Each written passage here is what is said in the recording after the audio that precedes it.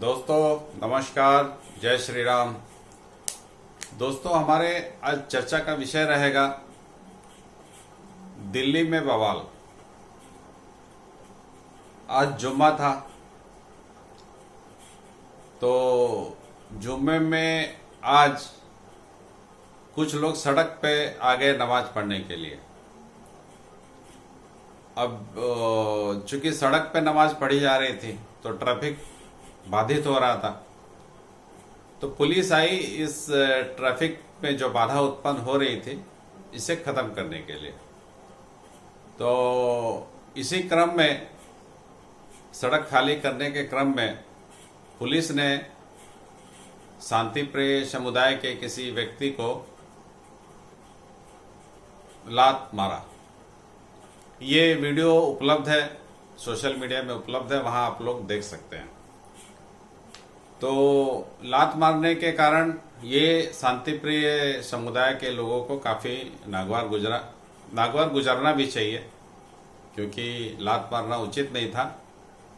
भले लाठी वाठी मार के हटाते ठीक रहता। तो और ये वीडियो काफ़ी तेज़ी से उस इलाके में वायरल हो गया और लोगों ने सड़क जाम करके काफ़ी बवाल काटने की कोशिश की।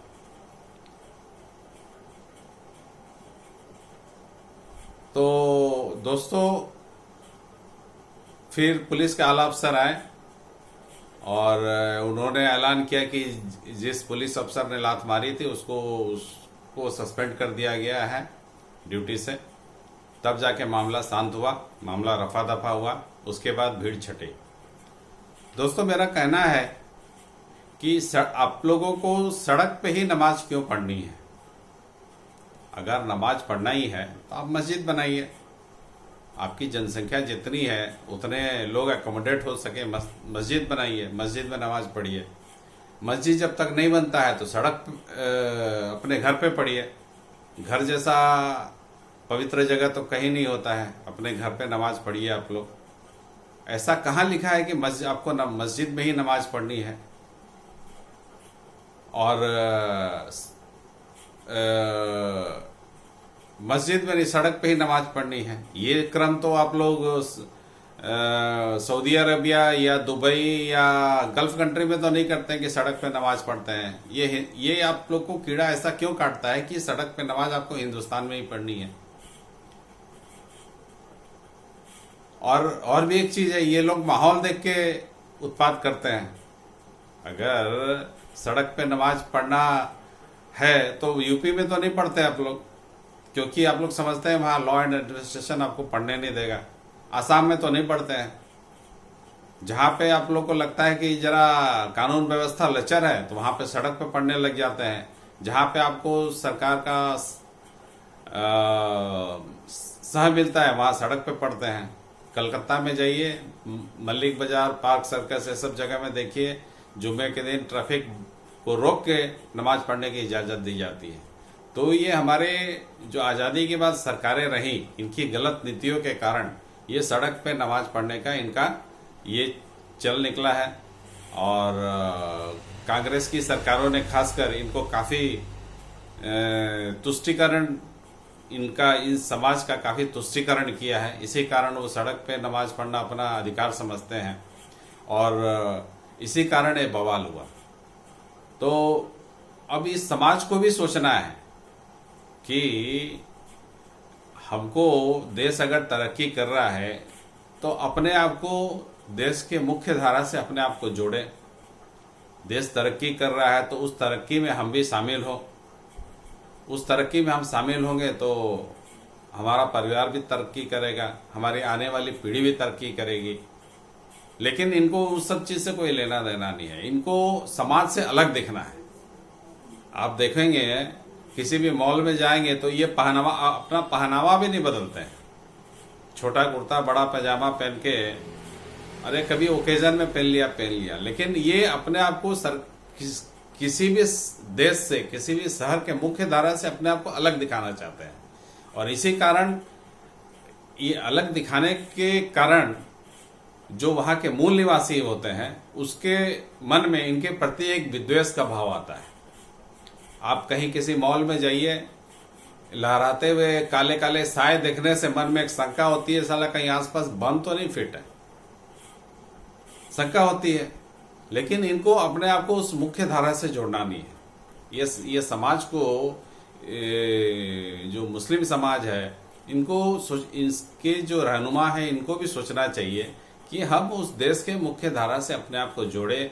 देश जिस हिसाब से तरक्की कर रहा है, हम भी उस तरक्की में सहभागी बने और अपने परिवार का भरण पोषण ठीक से करें, शांति से करें, कोई फालतू चीज में मुलव्विस ना हो। लेकिन इनको ये समझ में आता ही नहीं है, जन्म से इनको कौन सी घुट्टी पिला दी जाती है, जहां जाए जिहाद करने का सोचते हैं। इवन कि यूरोपियन कंट्री में भी आज इनको दुत्कारा जाता है कि ब्रिटेन भी इनको भगाना चाहता है, अमेरिका भी भगाना चाहता है, नीदरलैंड भी भगाना चाहता है, इटली भी भगाना चाहता है। सारे यूरोपियन कंट्री इनसे तौबा करना चाहते हैं कि भैया इनको हटाओ, अब यहाँ से बहुत दिन रह लिए, अब इनको हटाओ, नहीं तो हमारे देश का बेड़ा गर्क कर देंगे। लेकिन फिर भी इनको समझ में नहीं आता है, ऐसा कौन सा इनके परवरिश में ऐसा क्या किया जाता है कि इनको तब भी समझ में नहीं आता है। तो ये जो शांति प्रिय समुदाय के लोग हैं, मुस्लिम समुदाय के लोग हैं, इनको सोचना पड़ेगा, आत्मचिंतन करना चाहिए कि हम उस देश के मुख्य धारा से अपने आप को जोड़ें, अगर उस देश में रहना है तो। नहीं तो फिर 57 इस्लामी देश है, कहीं भी जाइए, रहिए, अपने हिसाब से रहिए, सरिया लाइए, सरिया डालिए, जो करना है कीजिए। लेकिन जो मूल निवासी है उसको आप लोग डिस्टर्ब मत कीजिए। अगर मूल निवासी को डिस्टर्ब करने से फिर इस तरह का विद्वेष वाला भाव उस मूल निवासी के मन पे आएगा और इसका जो रिजल्ट निकलेगा, इसका जो फलाफल निकलेगा वो काफ़ी भयंकर होगा। तो ये इनको सोचना चाहिए कि इसको किस हिसाब से ठीक ठाक करें, उस समाज से अपने आप को जोड़ के रखें। नमाज पढ़ना है, आप अपना मस्जिद बनाइए, मस्जिद में नमाज पढ़िए। जब तक मस्जिद नहीं बनता अपने घर में नमाज पढ़िए। ऐसा तो कहीं लिखा नहीं कि सड़क पे आपको नमाज पढ़ना है। सड़क पे नमाज करके उस शहर के व्यवस्था को क्यों बाधित करना चाहते हैं? फिर आज ही के दिन सड़क पे नमाज पढ़ना है। आज शिवरात्रि था, जो बहुसंख्यक समुदाय है उसका एक बहुत बड़ा फेस्टिवल है, तो आज ही के दिन बवाल करना है। मुझे तो लगता है ये कुछ बहुत बड़े बवाल करने की साजिश थी। आज शिवरात्रि के दिन सड़क पे नमाज पढ़ना, फिर एक छोटे से बात पर, एक छोटे से घटना पर उस इलाके को घेर लेना, वो तो पुलिस की सक्रियता थी, पुलिस का एडमिनिस्ट्रेशन था कि मामले को फटाफट इंटरफेयर करके रफा दफा किया। लेकिन ये मामला काफ़ी आगे भी बढ़ सकता था। तो ये समाज को सोचना चाहिए कि अपने आप को उस देश के, उस शहर के जो आगे बढ़ रहा है, जो उसकी उन्नति हो रही है, मुख्य धारा में अपने आप को जोड़े, अपने बच्चों को भी उसमें जुड़ाए और अपने आने वाले पीढ़ी का भी भाग्य, अगर उस देश का वो तरक्की कर रहा है तो अपने आने वाला पीढ़ी के लिए भी तरक्की के रास्ते खोलें। दोस्तों, फिलहाल इतना ही। अगली खबर में हम जल्द फिर हाजिर होंगे। नमस्कार, जय श्री राम।